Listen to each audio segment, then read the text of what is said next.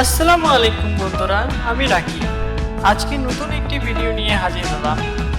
আমি শিওর যারা pen drive use করেন তারা কখনো না কখনো ইউএসবি পোর্টে লাগানোর পরে কিছু প্রবলেম ফেস করেছেন। সেই সমস্ত সকল সমস্যার সমাধান নিয়ে আজকে ভিডিওটি যদি ভালো লেগে থাকে তাহলে সাবস্ক্রাইব করে পাশে থাকবেন, কারণ এরকম আরও অনেক ভিডিও তৈরি করা হবে যা আপনাদের অনেক উপকারে আসবে।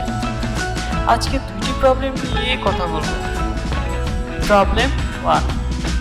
প্রবলেম ওয়ান, এখানে অ্যাপ ড্রাইভটি হচ্ছে আমার একটি 16 জিবি পেন ড্রাইভ যা 14 জিবি শো করছে, বাট এটি প্রবলেম নয়। প্রবলেমটি হচ্ছে যখন এটির ভিতরে যে দুইটি ফাইল আছে সেগুলি ডিলিট করলে সেগুলো আবার চলে আসে। প্রবলেম টু হচ্ছে ইউএসবি পেন ড্রাইভটি ব্ল্যাঙ্ক দেখাচ্ছে, কোনো ক্যাপাসিটি শো করছে না আর না অ্যাক্সেস করতে দিচ্ছে। এ দুটো খুব কমন প্রবলেম।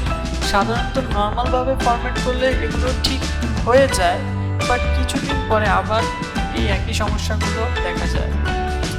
তাই এখন আমাদের যা করতে হবে, প্রথমে কিবোর্ডের উইন্ডোজ প্লাস আর বাটন একসাথে প্রেস করে অথবা স্টার্ট মেনুতে সার্চ অপশনে রান লিখে সার্চ করতে হবে। এখন রানে যে আমরা টাইপ করব সিএমডি, সেভটি লিখে ওকে প্রেস করব। এখন আমরা DISK লিখে এন্টার প্রেস করব। তাহলে নতুন একটি উইন্ডোজ আসবে। এখানে আমরা লিখব LIST স্পেস DISK লিখে এন্টার প্রেস করব। এখান থেকে আমাদের ঠিক সিলেক্ট করতে হবে SELECT স্পেস DISK লিখে খেয়াল রাখতে হবে ইউএসবি ড্রাইভ আপনার কোনটি সেটি সিলেক্ট করতে হবে। আমার ইউএসবি ড্রাইভ ডিস্কটি হচ্ছে 1, তাই এখানে আমি 1 বসিয়ে এন্টার প্রেস করব। তারপর আমরা লিখব CLAN লিখে এন্টার প্রেস করব। এখন পার্টিশন ক্রিয়েট করতে হবে।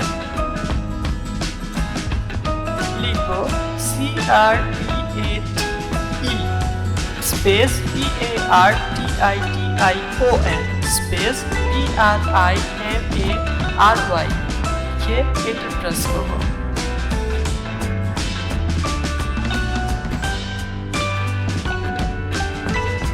এখন ACTIVE অ্যাক্টিভ লিখে এন্টার প্রেস করব।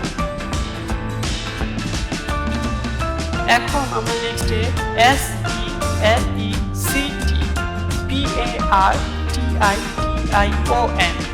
স্পেস 1 লিখে এন্টার প্রেস করব।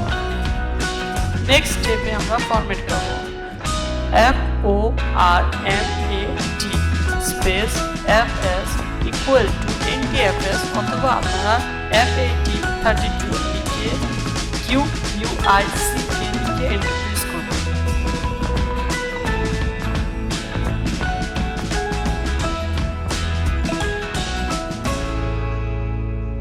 এই যে অলরেডি আমার ইউএসবি ড্রাইভের নোটিফিকেশন এসে পড়েছে।